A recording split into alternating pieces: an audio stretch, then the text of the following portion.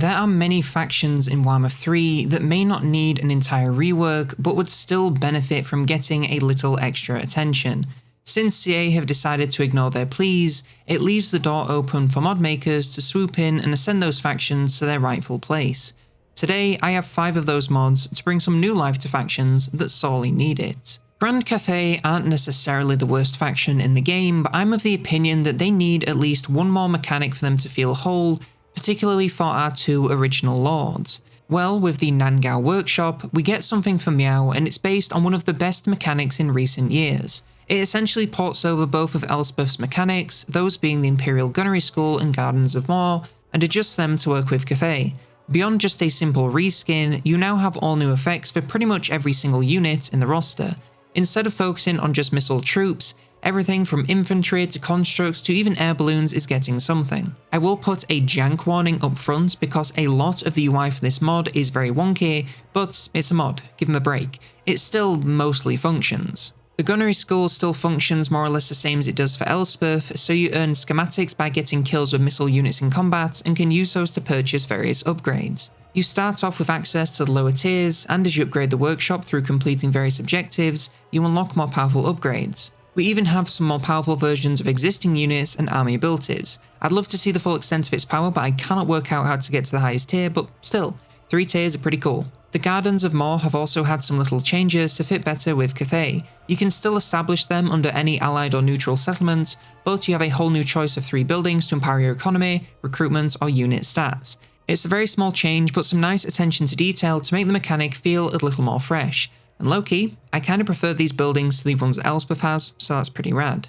And you know what else is rad? Watching these videos without ads, and doing so is as simple as becoming a member at the join button below. And of course, you can still teleport to these gardens, so they're very useful for getting around the map. Personally, I'm a huge fan of this mod, and the fact that it affects the entire roster rather than being limited to just ranged units makes it feel even more impactful. Granted, it can be a little wonky figuring out exactly what effects you are getting and from where, but I digress. This was always going to be a slam dunk because Elspeth is one of the most fun campaigns in the game, and making a Cathay version of that isn't going to ruin anything. I love that we're getting the new units and army abilities, and my only real complaint with this mod is that it's not finished. There is so much UI in this mod that is borked that playing it really does feel a little bit interpretive at points. Still, this is a small mod with just under 8,000 downloads, and from what I can tell, is made by someone whose first language is not English, so I really can't blame them. If we get a few polish patches to make the UI more readable and the mechanic more functional, this is a slam dunk mod that makes Miao Ying feel like a complete faction. Outside of specific legendary lord mechanics, Cathay has one thing that sticks out as underutilized more than the rest.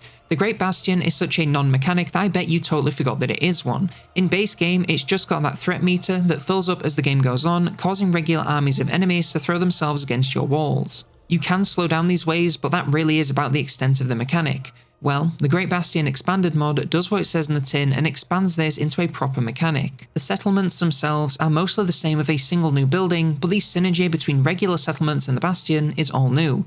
In all non-Bastion provinces, you can make use of a new selection of magistrate actions. These cost some combination of gold and control, and they can halt growth for a chunk of gold, increase replenishment and recruitment rate, fortify provinces against invaders, and buff construction. However, the first option allows you to create a corvée army. Once this army enters a Bastion Gate settlement, it's converted into labourers, which are a new currency the gates can accumulate as one to spend on their own set of corvée actions. With these actions, you have 5 choices, and 4 of them focus on empowering the Bastion. You can instantly raise armies the size of the gate's garrison for some added manpower, rush construction, fully heal the garrison and local army, gain growth, or increase Bastion threat and reduce local replenishment to increase growth and income faction-wide. Lastly, the new Bastion building is the Suppression building chain, which brings passive labourers, income, corruption cleansing, massive unit XP training, and empowers the Eradicate the Lair Corvée action to gain more high-tier units, reduce Bastion threat, increase the range of the garrison sally, and even gain more labourers. This rework is extremely simple, but it's still a vast improvement over the regular Great Bastion, which, in vanilla, amounts to nothing more than a few settlements and a regular inconvenience. The synergy between the Magistrate and Corvée actions allow you to use the rest of your empire to empower the Bastion, and in turn allow you to push back much larger threats than you would otherwise. It makes it feel like a very important line that you do not want to lose no matter what, rather than some very nothing settlements that end up being stomped every few turns if you don't keep an army nearby. It forces you to pay more attention to them and make full use of their actions, rather than just leaving them behind whilst you go off to do something else. I would probably recommend adding another mod to increase the power of the Chaos Incursion, since without one, this mod will probably end up feeling a little too strong.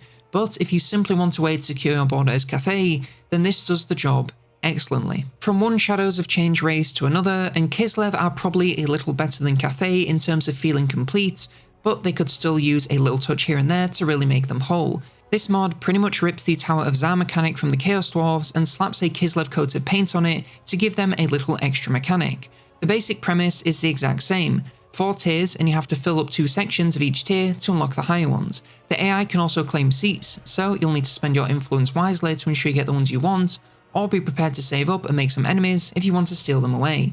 Each of the first 3 tiers contains various bonuses to all areas of the campaign, like unit stats, settlement bonuses, and even new items. Being part of a complete district unlocked bonuses specific to that district, and naturally the higher the tier the more powerful the bonuses, and the more expensive the cost. At the max tier you can spend a large amount of influence to confederate the other 3 Kislev legendary lords, so it's a neat way to collect them all in a single campaign, especially since they are so spread out. Lastly, influence is earned through owning regions, seats, and winning battles, so you'll have a steady supply all campaign long, but never really be drowning in the stuff. The Tower of Tsar is one of those mechanics that I think works for like 75% of factions in game, so I have no issues at all with adding it to Kislev. It offers you good bonuses to pick up over the course of the game, a new resource to manage, and a cool way to confederate the other major factions. It's simple to understand, simple to play, and simply makes Kislev better, so nothing but net if you ask me. The Undead in all their forms are some of the most desperate factions for a rework, and whilst the Vampire Coast may not top the priority list for me,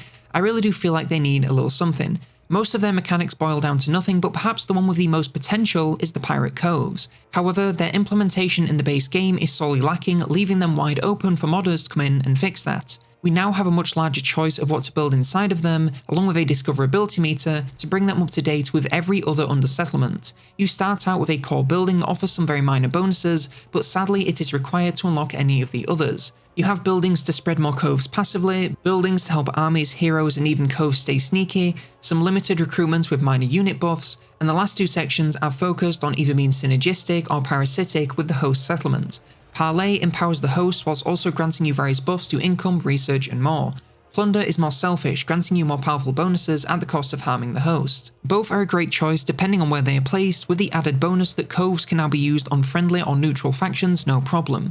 Undersettlements are one of those mechanics I feel are sorely underutilized by everyone but the Skaven. They're such a cool way to influence other settlements without directly owning them, and allow you to have an empire without having to actually deal with having an empire. All these new buildings allow you to really get the most out of coves and makes them worth the effort, which they haven't been since ever. The choice to work with the host or leech off of them is so fun, and means coves can be placed in far more locations than before. I really think the Vampires should be a horde that uses coves as their only settlements, and with this mod you can get a little closer to that, especially if you're playing as like Noctilus, who doesn't really need settlements anyway. Lastly, we have a faction that gets defended in the comments whenever I say they suck, and that's the Dark Elves. You can argue all their wants, but their base mechanics are poo-poo, and their worker system is as bare bones a mechanic as you will find in game. This mod introduces a new building to the Dark Elves that allows them to create a kind of under-settlement where they can really get the most value out of their voluntary workers. The main building itself provides no bonuses, but within it you have a huge number of choices for what you want to build. You will always have a camps building take up a slot, and upgrading this will increase your income from workers, gain more passively and post-battle, and reduce the cost of dictats at the cost of little control and worker usage from buildings. Aside from this, you have a truly massive selection of buildings from a whole bunch of categories, so we're going to do somewhat of a speedrun. Mining Focus allows you to trade workers for mineable resources, income, and cheaper Russian construction. Agriculture allows you to trade them for agricultural goods, growth, and income. Mining Developments allows you to focus on a single mining resource at a time to gain them, income, and various effects. And Land Developments does the same thing but for agricultural goods. Population allows you to reduce the rate at which they are consumed by buildings, exploitation increases income from them, discipline increases control, and coastal development offers various buffs to trade and ports with fairly hefty worker costs. All of these buildings cost a combination of workers and gold, so you're going to need a very steady flow of income to afford any of them along with any of the associated costs they add on every single turn.